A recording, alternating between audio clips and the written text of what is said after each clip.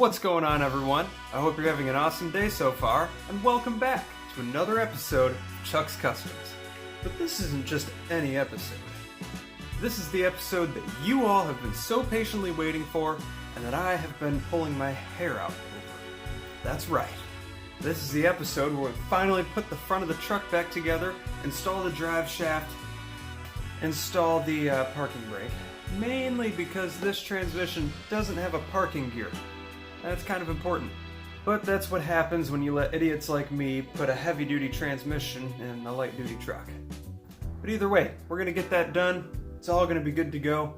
So let's go ahead and focus on making the front of this truck look more like a truck.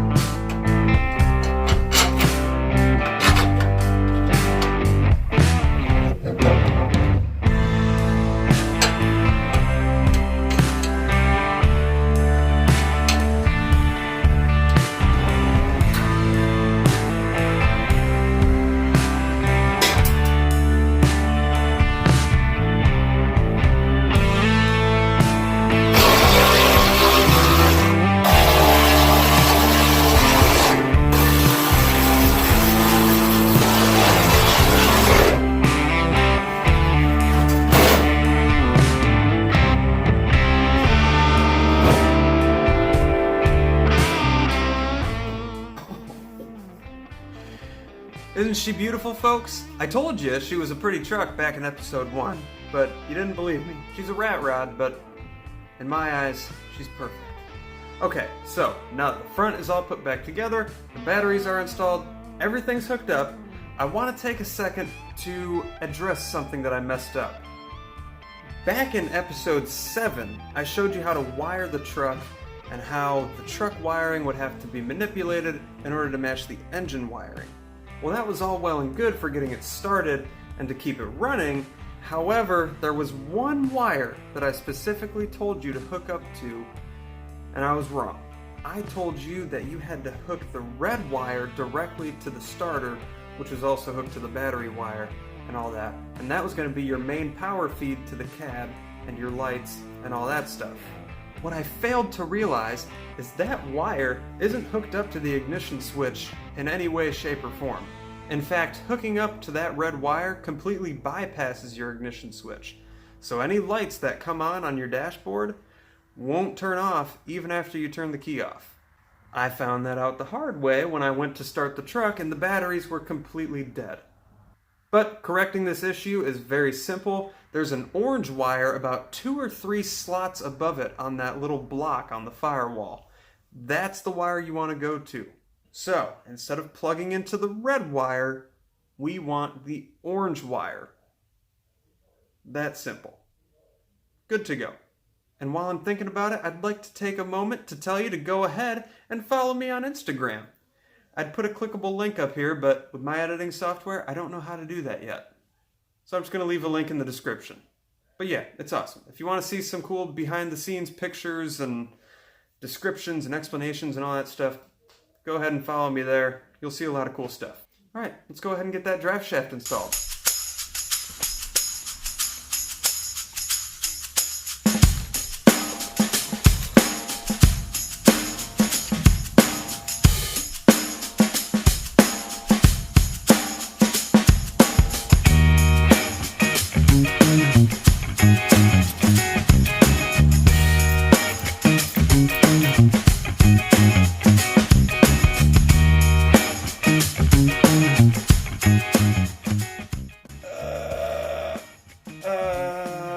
Yeah. That stock half-ton rear end, I don't see it lasting very long, folks. But that's a problem for a different day. We can deal with that later. Whatever, that's not why you guys are here. I have a few things I need to go button up before we can take this baby on a test drive, so I'm gonna go do that, and I'll see you guys in a few seconds.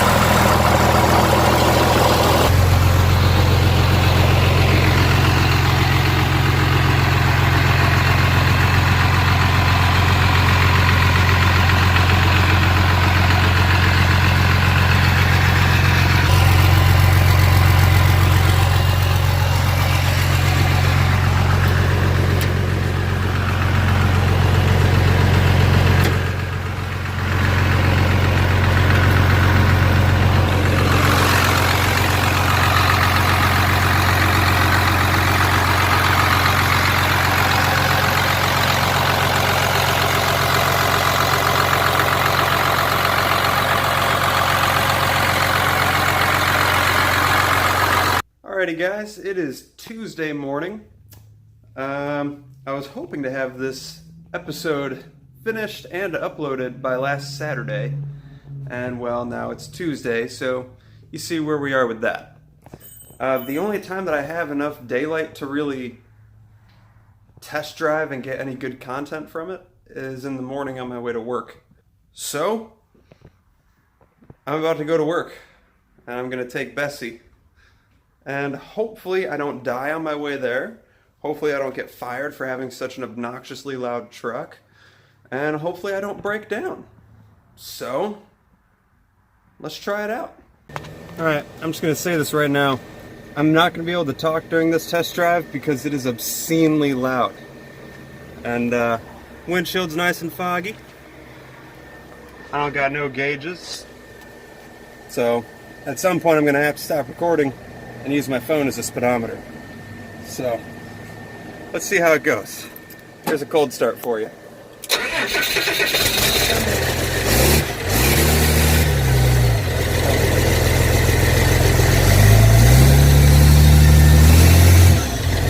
He's running real good.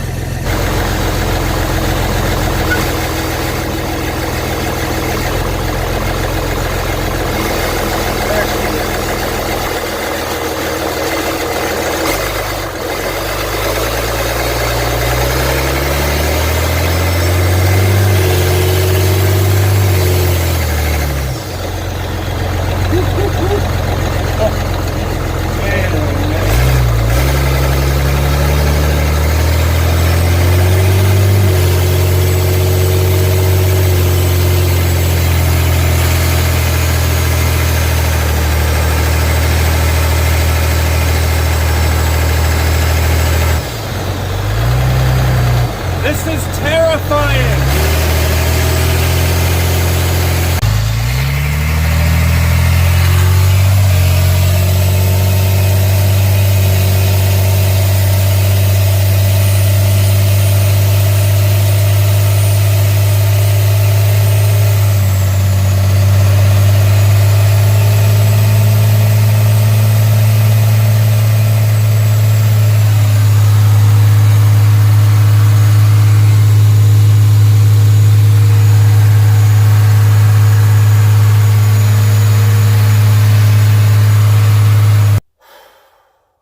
Well, guys, I guess that's it. I'm sorry that the driving video wasn't a bit more exciting, but like I said, I had to film it on my way to work because it's the only time I have enough daylight.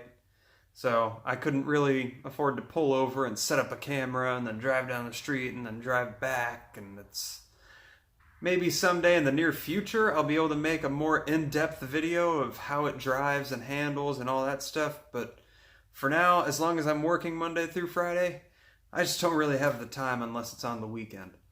But that's for a different day. For right now, this video is getting way too long, and so before we wrap up, my thoughts on the truck. The engine runs absolutely perfect. I could not have asked for a better 12-valve Cummins. Bessie seems to be driving down the road nice and straight. I could let go of the steering wheel and it just goes in a straight line. So that I'm super pleased with.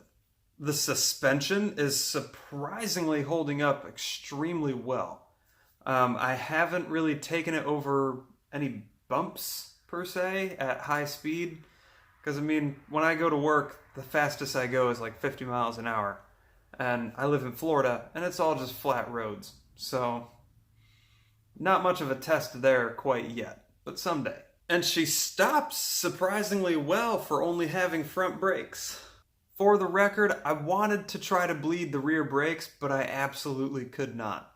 The bleeder screws are completely seized up, so I was going to replace the wheel cylinders, but then I couldn't get the drums off because those are seized up. It's a nightmare back there. But in a future episode, we will be addressing that. And finally, the transmission. The transmission was the one thing that I wasn't quite sure of how it was going to do. Because you have to remember, this transmission is commonly found in most school buses. So it's not meant for a light-duty half-ton pickup truck. Let's just say it's not going to roast the tires anytime soon. I'm going to break it down real simple. That transmission is meant to push a vehicle that weighs an upwards of 35,000 pounds. This truck weighs maybe 5,000 to 6,000 pounds. Kind of a difference there.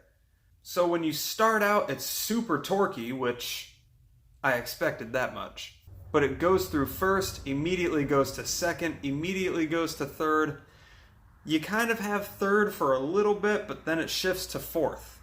Now, once you're in fourth gear, you're only going about 30 miles an hour. But that one gear will take you from 30 miles an hour all the way up to 60 miles an hour. It all just depends on how far you want to push the throttle towards that floor. Maybe it'll even go above 60 miles an hour. I have no idea. and I'm not about to try anytime super soon. I think the problem mainly lies in the rear end. It's a stock half-ton GM rear end. I don't know how it's geared. It could be a 278 or it could be a 411 or anything in between. I have no clue. So you've got a weird gear ratio between the transmission and the rear end. And then on top of that, you have the tire size too, because those tires are way smaller than the tires that were on the vehicle that engine and tranny came out of. So as of right now, it's not going to be winning any races. It's not going to be winning any burnout competitions. However, I would be willing to bet money that it would probably pull your house down the road, because that thing is nothing but torque. I just don't know if the rear end would be up to the task. But, like I said about the rear brakes, we're going to be addressing all of that in a future episode. Just hang in there. So, with all of that being said, if you liked what you saw in this video, make sure you show that thumbs up button some love. If you didn't like what you saw, or you have questions or suggestions for a future episode, please let me know in the comments section. I would love to hear from you guys. And if you want to see what we're going to be getting into next here on Chuck's Customs, make sure you hit that subscribe button so you don't miss it. So finally, thank you so much for watching. And I look forward to seeing you next time on another episode of Chuck's Customs.